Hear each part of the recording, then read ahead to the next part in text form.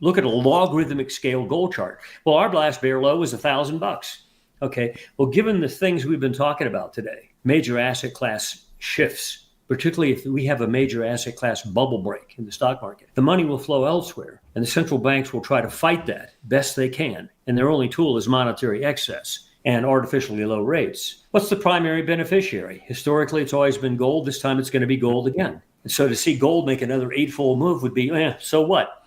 That's a norm. This time the crisis is going to be even worse.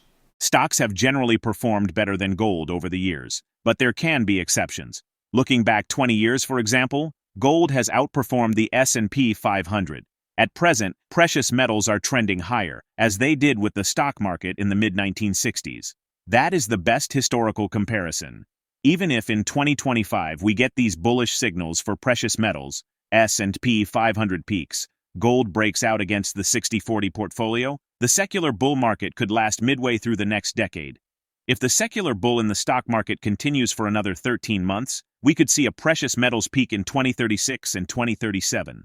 MichaelOliver, founder of Momentum Structural Analysis, comments on the ongoing gold bull market and its relationship to the stock market. Fueled by excessive monetary expansion and low rates, Oliver warns a 2025 downturn could redirect investments from stocks into gold. The price of gold can fluctuate in the short term, but in the long term, it can outperform asset classes such as equities and property.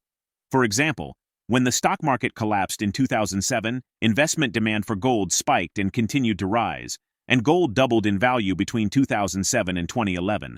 Similarly, with fear and uncertainty at an all-time high during the COVID-19 pandemic, the price of the metal hit record highs, as did inflows of gold-backed exchange-traded funds.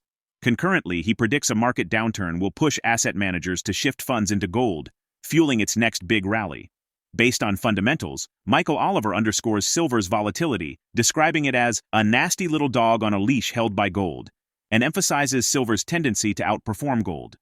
Analysts from Heraeus Precious Metals stated that while a potential economic recession in the U.S. will affect industrial demand for silver, much of the recent strength of this precious metal is expected to carry over into the new year, with silver prices expected to outperform gold in 2025.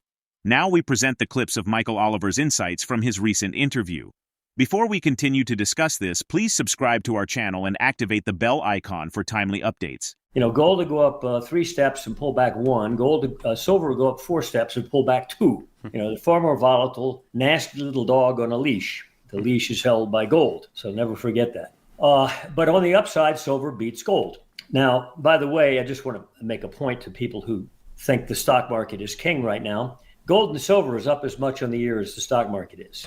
Go figure, okay? Nobody talks about that. Percent-wise, year to date, how much up, okay? Despite the recent pullback in gold and silver. So somebody's buying this stuff. Yeah, there's dips along the way, sharp dips. Now the question is, when will gold not just engage to the upside as it has since March, out of that zone of, boredom, but when will it engage in a more vertical manner? And we've been arguing all along that as the asset classes shift direction, that's what helps fuel gold. But gold doesn't wait for the events. I don't think gold waits for headlines. I don't think it waits for Fed policy. I think it knows what's coming. I think it knows we have the biggest stock market in the U.S., biggest asset bubble in the history of the United States, at least going back to the early 1900s. In terms of the dimension of the stock market bull, number of years, the percentage gain from the prior bear low beats anything we've ever seen. Beats the 29 bull market, mid-70s, the dot-com, the 2007 peak. None of those advances were won as long as this one has been. This is 15 years now since 2009 low.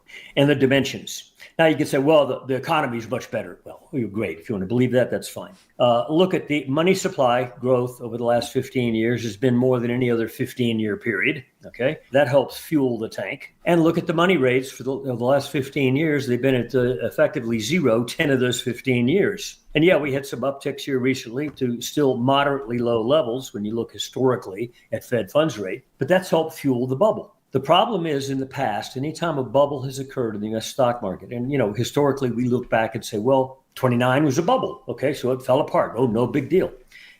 .com, it was a bubble. So NASDAQ dropped 82% after that in the next 2 years. 2007, we had a mortgage crisis. It collapsed 50% in the S&P in the next 2 years. This time it's different. And I think the bubble is topping our metrics of the bubble, the U.S. stock market. We think it's at or near the trigger points.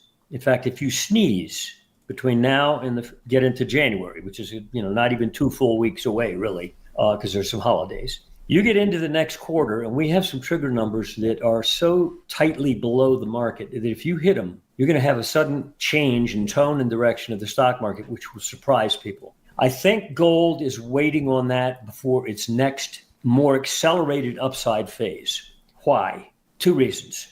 Once the stock market breaks, many assets will begin to flow out of that category into something else. And as I said, right now, if you're an asset manager and you look at monetary metals and you look at the stock market, you say, well, the stock market's been doing great, but goddamn, gold's up as much as the S&P and the NASDAQ, even on this dip year to date. Something's going on there. Even if you don't understand it, as an asset manager, you see another place to be. So once you punch a hole in that beast and it starts to flow, it flows somewhere. And historically, it's always flowed. Go back 100 years. Anytime you've had a major bull market peak in the stock market and a bust, sometimes a very protracted bust in terms of time, gold has advanced during that time. And I think that's what gold is now waiting on.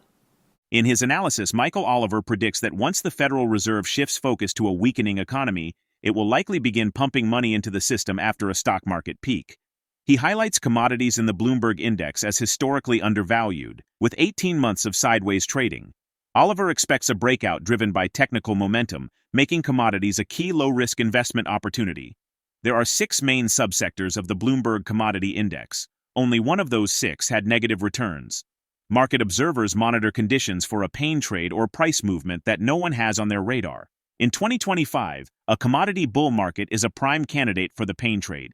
The evidence is before our eyes. U.S. large-cap equity price-to-earnings ratios are 22x, toward the high end of a range from 11 to 23 post-financial crisis, even while company margins are 12% for 2 quarters in a row, and 2025 earnings are estimated to rise 15%.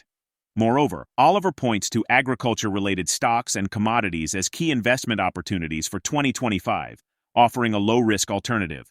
Let's get back to the interview. Once the Fed becomes preoccupied with a weakening economy, which will occur once the stock market peaks, we think that's basically inevitable and soon. The data points will change and the Fed will have to shift to economic mandate, unemployment, et cetera. And the big banks will be banging on their door saying, you better shift to that attribute, that mandate.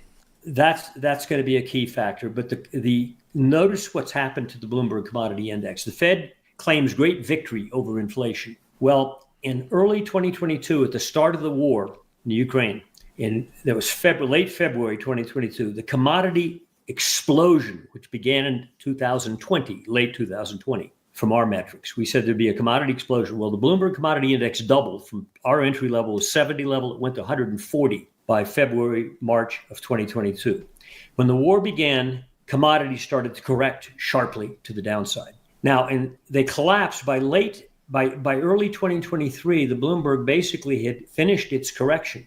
Now, I know the Fed likes to say, well, we brought the markets down. Well, actually, the commodity markets had peaked and come down seriously on their own based on a need to correct. They just doubled in price over a year and a half. And since then, over the last year and a half or so, the Bloomberg Commodity Index has been dead sideways, a couple percent either side of 100, which, by the way, historically is very cheap. And right now we're trading at 100 and people say commodity prices are through the roof. They haven't even begun. So as an asset category, it's still cheap. We argue that the sideways price action for the last year and a half is basing action. And when we run our quarterly momentum, like we do with the stock market, which indicates downside breakage, we run it on commodities like the grains or oil. Natural gas is already broken out, for example. And the Bloomberg, we see that like 1% or 2% above where you are right now, you're going to break these markets out to the upside again. So I don't give a D whether the Fed says they're concerned about inflation. If those commodities turn, they'll have an integrity of their own. First, because they're still dirt cheap, historically speaking,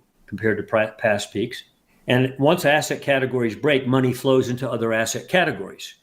Well, there's a lot of stocks related to commodities, which will benefit greatly from a commodity upturn, particularly ag-related stocks. And so I think you're going to have, that's another place to be in 2025, is commodity-related stocks, which do not correlate well to the direction of the U.S. stock market, by the way. So Don't be fearful of that issue. And commodities in general will reassert themselves. And what will help do that is, one, their cheap price, their technicals, and three, the Fed's going to start pumping money again.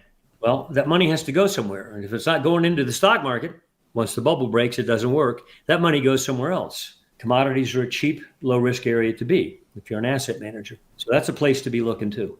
Investors' motivation to sell has shifted from income available from higher interest rates to chasing equity and crypto returns.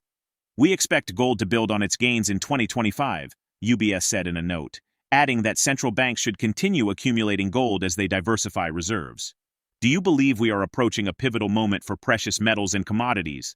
And how do you plan to position your investments for 2025? Drop your thoughts in the comment section below. If you find this video informative, don't forget to support our channel and turn on notifications to stay informed about our latest videos. See you in the next video.